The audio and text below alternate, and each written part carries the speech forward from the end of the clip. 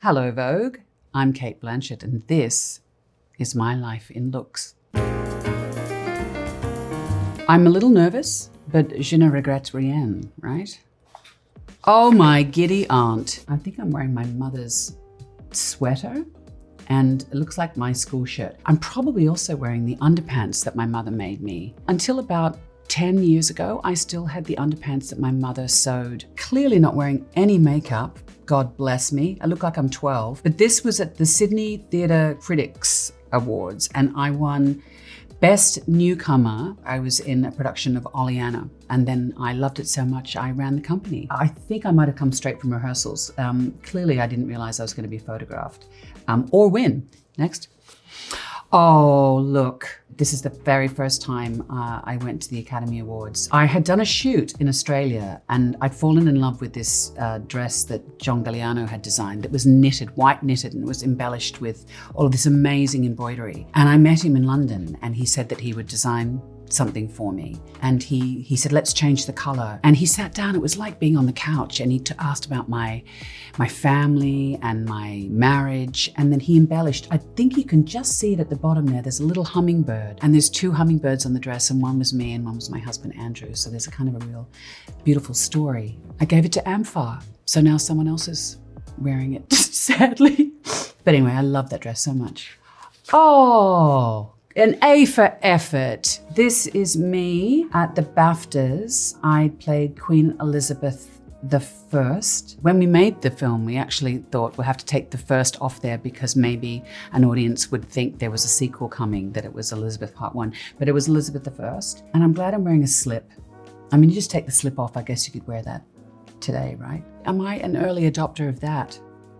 You know, no, or am I holding something? I haven't got my glasses on. Oh, this was a dress that Jean-Paul Gaultier designed. My father-in-law, who's no longer with us, called it an exit dress. He said, you know, people don't think much when you come into the room, but when you leave, they go, wow. There was obviously a lot of jewelry Jean-Paul Gaultier had put on the dress, but Cynthia Bach then provided all of the amazing pieces. I was playing a psychic in Savannah in a small film called The Gift with Sam Raimi. And I had never been to a psychic and I got her to do a reading for me and she made some predictions, wild predictions. I'd play a writer who had short hair who died for what she believed in, Guavan Guevin. I played Veronica Guerin. And she said that I would wear a dress that was going to change my career. And then I wore that. I don't know if it's changed my career, but I'm very pleased I wore it. Oh, bless. Now that is my own hair, and that's just me on a Sunday morning in the pond. Next, in a little known film called Lord of the Rings, playing Galadriel, I did have someone I deeply respect say to me, look, they're making this weird film in New Zealand and they want you to play an elf for 3 weeks. You don't want to do that, do you? Yeah, I did. After the film was over, my husband, he's fallen out of the habit. He sort of does it to the children now, but he used to drag me around by my ears. It was playful. And so I told the guys at Weta who did all of the prosthetics this, and they gave me, it was kind of creepy, a chocolate box full of ear tips that they'd made to look like chocolates. And then they bronzed my ears so I could give them to my husband. That is me on the set of The Aviator, which Martin Scorsese directed. I think it's between takes. I was playing Katharine Hepburn. One of the more daunting things I've ever done. But when Scorsese asks you to do anything, I'd be a tree for him. That was the first time I worked with the great Sandy Powell on the costumes. And my relationship with costume designers, I've realized over time, is really pivotal to creating a character. And obviously, even before you utter a word, an audience is going to start reading your character by what they wear and how they wear. And something that Marty did, he liberated me from having to do sort of any imitation of Hepburn. He played a lot of those early screwball comedies she did, and Bringing Up Baby was one of them. So I watched that. Katharine Hepburn is so rake thin, and then you know, you don't plan for these things, and then the film got nominated, and I did, and so I had to do a lot of red carpets pregnant. And Donna Karan made me this amazing stretchy dress that really celebrated the fact I was pregnant. Oh, this is back in 2006 for Vogue. It was a very memorable shoot. Tony Goodman styled it and Stephen Klein shot it. The clothes were insane. I mean, this one was another Galliano. The pose was really difficult to hold. And I learned so much about making a picture, working with Stephen Klein and Tony on this shoot. Next. Oh, this was the first time I went to the Met Ball, and I went with Nicolas Gasquier when he was at Balenciaga. So we just shot with Irving Penn that day, and Nicolas had done his take on an Elizabethan garment. And then we went straight from there. We had to do a quick 360 and then show up to the Met Ball. The theme was Poiret, King of Fashion. I mean, I just went to the exhibition and could have stayed there. It's always so great. I mean, the room is really vibrant, of course, but it's always important to remember the exhibition and the reason why you're there. Okay, next one. There we go. Here's the photograph that Irving Penn took. And this was in Penn's studio. The taking of the picture was incredibly quick, but the sitting and preparing, it's like I've had the great fortune of being photographed by Penn and by Avedon. It's all about their regard and knowing when to press the shutter. And so to be beheld by him was just unforgettable. This was the second time I played Queen Elizabeth in Elizabeth the Golden Age. The costumes were designed by Alexandra Byrne. I mean, she referenced a lot of haute couture, and there were a lot of Balenciaga references, and she made one dress that was so enormous, I couldn't fit through the doorway of the cathedral that we were shooting in. Hello, Bob. I've worked with the great Todd Haynes a couple of times, and I hope I get to do it a couple of times more. He's so fantastic to work with. I had literally walked off the set of playing Queen Elizabeth in Queen Elizabeth the Golden Age on a Friday, wrapped, and then had to be on set as playing Bob Dylan in Montreal on Monday. Todd had divided Bob's persona, Bob, like I know him, Dylan's persona into many different characters, and the late great Heath Ledger was one of them, and Christian Bale, and I played this electric silhouette. I think he wanted a woman inside this period of Dylan's musical career. It meant that there was a separation between how iconic this period and this look of Dylan's was, and the character playing. Because there's a woman inside that, but it was so liberating. You know, I had fantastic eyebrows and sideburns. It was any time my husband hasn't wanted to kiss me.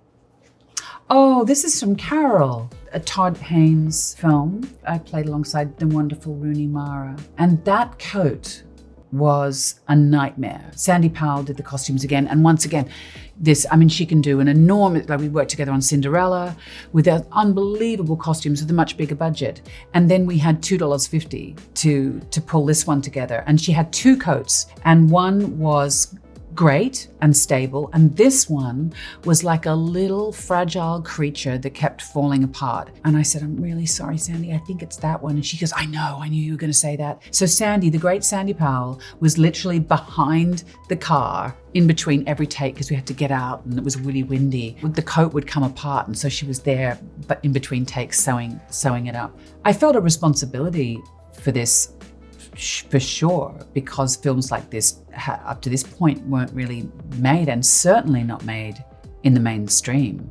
And really, I mean, this is if anyone comes up to me in the supermarket, this is the film that they talk about. And so it was really, really important to a lot of people.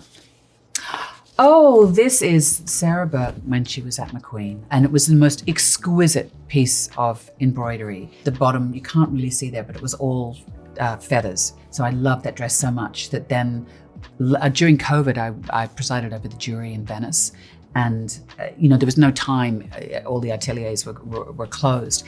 So I said, could I borrow that piece of embroidery again? And then I had a pair of pants and wore it, because I thought, when you have something so beautiful like that, it's a crime to wear it once. It's even more beautiful in person. The year I was nominated for Blue Jasmine at the Golden Globes, Mr. Armani had designed this beautiful privé dress. It was an impossible gown, and you didn't really see the back because it goes right down to this plunging bead. So the back is bare, and this beautiful lace, which has become quite signature. I was at on the jury in Cannes, and I wore it to the opening night.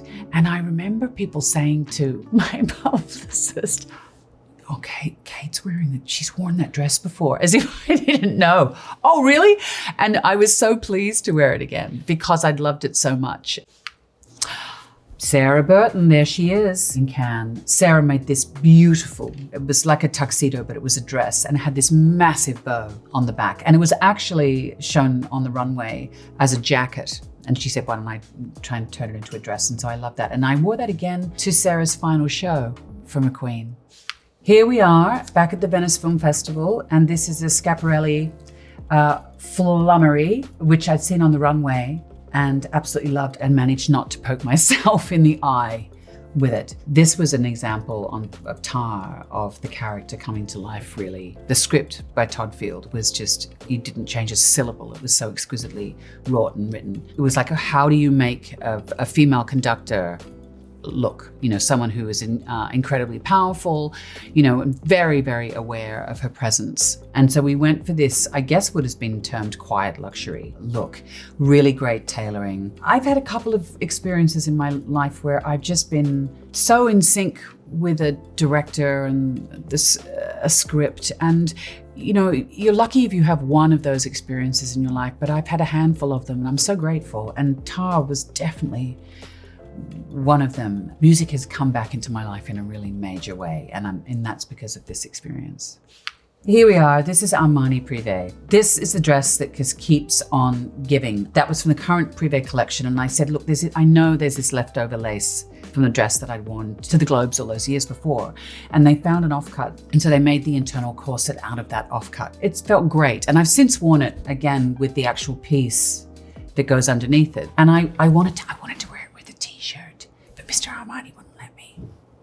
You got to respect the maestro, right? Oh, hey. Well, this is an oldie but a goodie. With my first paycheck as an actor, I bought an Armani suit, and this is it. And I wear it wherever I can. And I think we were there in Milan for a Privé show. Okay. Oh, well, this is at Cannes, and this is the incomparable Nicolas Gasquier. There's a particular type of beading, so the dress is incredibly heavy, but such is his mastery that he makes it look so light. And the shoulders are really big, in the hands of someone else could look really solid, but then he's got that beautiful drape. But yeah, I can't wait to wear this one again. It's beautiful. This is Brandon Maxwell. I'm going to Good Morning America. Looking so good, did my own hair and makeup, right? That time in the morning. I love a Canadian tuxedo, double denim, triple denim. And this wasn't actually denim, it was more like a velvet. So it was really comfy and cozy. Oh, once again, this is also for Borderlands, and I'm obsessed with this Swedish designer. She's taken sustainable dressing to a whole new level, and seen this piece that was a dress all done in spoons. Underneath this is a kind of a cotton netting into which you put the spoons on when you get dressed, and it's backless. And then she put some spoons onto a sort of a suit that I wore for the Disclaimer premiere in Toronto for the festival. I mean, it was a crazy, bonkers COVID film that I made. I really love the films of Jodorowsky, and there was one film of his where they were all in the desert and the character has these incredible fingerless gloves. I thought it'd be good to have something on your hand in a close-up. Oh, this is the 2024 Rumours Premiere at the New York Film Festival, and I'd seen this and I just thought it was hilarious. It's Fiorucci, I think. I wear those leather pants every Wednesday. My favorite pair of leather pants. Yeah, it's a bit my cousin It look. Not breathable, and don't go near me with a naked flame. This is the thing, when you think about re-wearing something, you think, how could I wear it? It would kind of be cool as a skirt. Black bag. Working again with Steven Soderbergh, one of the most stylish filmmakers around, and Alan Mirajnek, who is one of the greatest costume designers. And I play a spy. And the only thing Steven said to me is, I want big hair. It's a great film and really fantastic cast.